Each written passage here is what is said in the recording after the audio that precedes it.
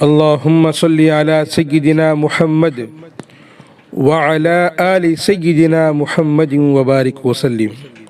اللہ تبارک و تعالیٰ اپنے قرآن میں ارشاد فرماتے ہیں، یا ایہا الذین آمنوا علیکم انفسکم لا یضرکم من ضل اذا اہتدیتم الی اللہ مرجعکم جمیعا فینبئکم بما کنتم تعملون۔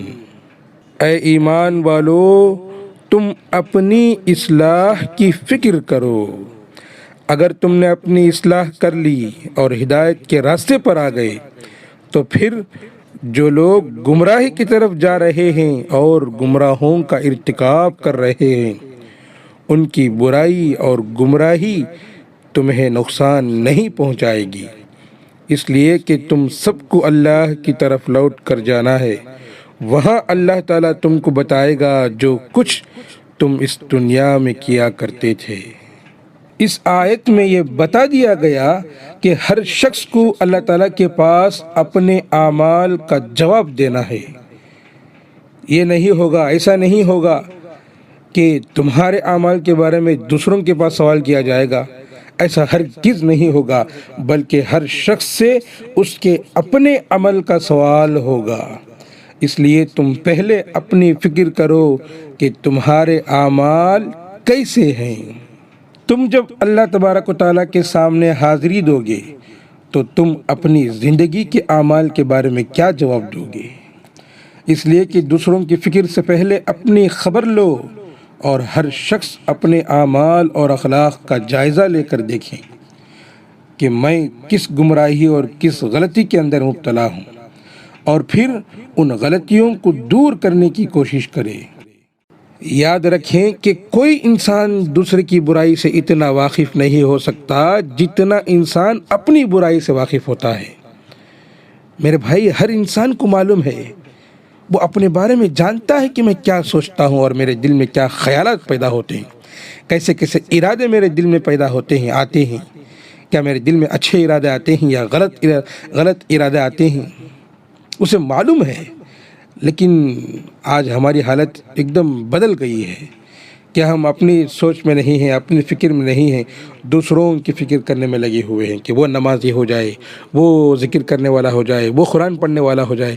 اپنی فکر ہرگز نہیں ہے، دوسروں کی برائی کے پیچھے لگ گئے ہیں کہ وہ کیا کرتا ہے، یہ کیا کرتا ہے، اس کی کیا اصلاح کرنا ہے۔ لیکن خود کے اندر جو برائیاں ہیں، جو غلاظت ہے، اسے پاک کرنا ہے، اپنے نفس کو سدھارنا ہے، اس کی فکر تو بالکل ختم ہو چکی ہے۔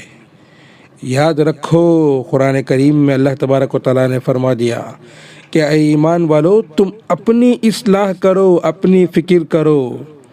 قیامت کے دن سوال تم سے پوچھا جائے گا کہ تم نے یہ کیوں کیا، وہ کیوں کیا۔ دوسروں سے نہیں پوچھا جائے گا کہ اس نے یہ کیا، یہ کیوں کیا، تم جواب دو۔ یاد رکھ کر زندگی گزارو۔ میرے دوستوں، صحابہ کرام ہمیشہ اپنی فکر کیا کرتے تھے کہ میرے اندر منافقت تو نہیں آ گئی ہے، میرے اندر مال کی اکڑ تو نہیں آ گئی ہے، میرے اندر انا تو نہیں آ گیا ہے، میں کیسے اسے سدھاروں، کیسے میری اصلاح کروں۔ اپنی فکر تھی ہمیشہ۔ لیکن آج ہماری حالت دیکھو کہ ہم دوسروں کی فکر میں لگ گئے ہیں۔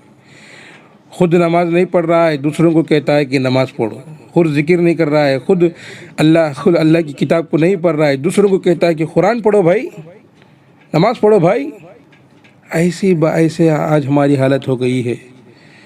لیکن صحابہ کرام کو دیکھو، ان کی زندگی کو دیکھو کہ ہمیشہ اپنی فکر میں تھے کہ میرے اندر کیا خرابیاں ہیں، میرے اندر کیا برائیاں ہیں، میں اسے کیسے دور کروں۔ حضرت عمر فاروق رضی اللہ تعالی عنہ، جو مسلمانوں کے دوسرے خلیفہ تھے، جن کے بارے میں سرکار دو عالم صلی اللہ علیہ وسلم نے فرمایا، لو کان بعدی نبی لکان عمر، اگر میرے بعد کوئی نبی آنے والا ہوتا تو وہ عمر ہوتے، لیکن میرے بعد کوئی نبی نہیں آئے گا۔ اتنا اونچا مقام اللہ تبارک و تعالیٰ نے ان کو عطا فرمایا تھا۔ ان کا حال ذرا سنیں۔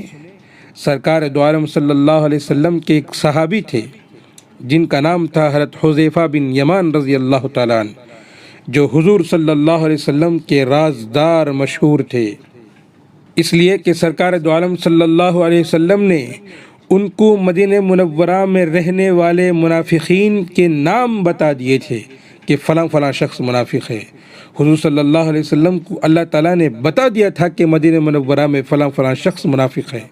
آپ صلی اللہ علیہ وسلم نے اپنی حکمت کے تحت وہ نام حضرت حذیفہ بن یمان رضی اللہ تعالیٰ عنہ کے علاوہ کسی اور کو نہیں بتائے تھے، حتیٰ کہ جب کسی شخص کا انتقال ہو جاتا تو لوگ یہ دیکھا کرتے تھے کہ حضرت حذیفہ رضی اللہ تعالیٰ عنہ اس شخص کی نماز جنازہ میں شریک ہیں یا نہیں، اس لیے کہ حضرت حذیفہ رضی اللہ تعالیٰ عنہ کا شریک ہونا اس بات کی علامت تھی کہ اس کا نام منافقین میں شامل نہیں ہے، اور اگر شریک نہ ہوتے تو پتہ چل جاتا تھا، معلوم ہو جاتا تھا کہ اس کا نام منافقین کی لسٹ میں ہے، اس لیے حضرت حذیفہ رضی اللہ تعالیٰ عنہ شریک نہیں ہوئے ہیں۔ تو حضرت عمر فاروق رضی اللہ تعالیٰ عنہ حضرت حذیفہ رضی اللہ تعالیٰ عنہ کے پاس جاتے ہیں اور ان سے التجا کرتے ہیں، درخواست کرتے ہیں، پوچھتے ہیں کہ اے حذیفہ، خدا کے لیے مجھے بتا دیں کہ تمہارے پاس منافقین کی جو فہرست ہے، جو لسٹ ہے، اس میں عمر کا نام تو نہیں ہے؟ اللہ اکبر! کتنے بڑے صحابی میرے دوستوں کیا پوچھ رہے ہیں کہ اے حذیفہ، خدا کے لیے مجھے بتا دیں کہ تمہارے پاس جو منافقین کی لسٹ میرے آقا صلی اللہ علیہ وسلم نے دیا ہے اس میں عمر کا نام تو نہیں ہے؟ وہ شخص یہ بات پوچھ رہا ہے جنہوں نے اپنے کانوں سے حضور صلی اللہ علیہ وسلم کی زبان سے سن لیا تھا کہ عمر فی الجنہ، عمر جنت میں جائے گا، اور جن کے بارے میں سرکار دو عالم صلی اللہ علیہ وسلم نے یہ فرما دیا کہ اگر میرے بعد کوئی نبی ہوتا تو وہ عمر ہوتے۔ ان کو یہ فکر ہو رہی ہے کہ کہیں میں منافق تو نہیں ہوں۔ یہ فکر اس لیے تھی کہ بے شک حضور صلی اللہ علیہ وسلم نے یہ فرما دیا کہ عمر جنت میں جائے گا، لیکن حضور صلی اللہ علیہ وسلم نے یہ بھی تو فرما دیا کہ جو شخص کلمہ لا الہ الا اللہ پڑھ لے گا وہ جنت میں جائے گا۔ حضرت عمر رضی اللہ تعالیٰ عنہ کو یہ خیال ہوا کہ کلمہ پڑھنے والا بے شک جنت میں جائے گا، لیکن اگر مرنے سے پہلے کسی کے اعمال خراب ہو گئے تو پھر وہ شخص اس بشارت میں داخل نہیں ہو سکتا، اس لیے مجھے یہ ڈر ہے کہ کہیں میرے اعمال خراب ہو گئے ہوں اور میں منافقین میں داخل ہو گیا ہوں۔ اللہ اکبر! میرے دوستوں، حقیقت یہ ہے کہ جب انسان اپنے عیوب کا جائزہ لیتا ہے، اپنی برائیوں کا جائزہ لیتا ہے، اور جب اس کو اپنی فکر لاحق ہو جاتی ہے کہ میری اصلاح کیسے ہو، میں کیسے اپنے آپ کو سدھاروں، تو اس کے بعد اس کو دوسرے لوگ اتنے برے نظر نہیں آتے جتنا وہ اپنے آپ کو برا نظر آتا ہے۔ Thanks for watching Al Hassan Zahir Official. Don't forget to subscribe.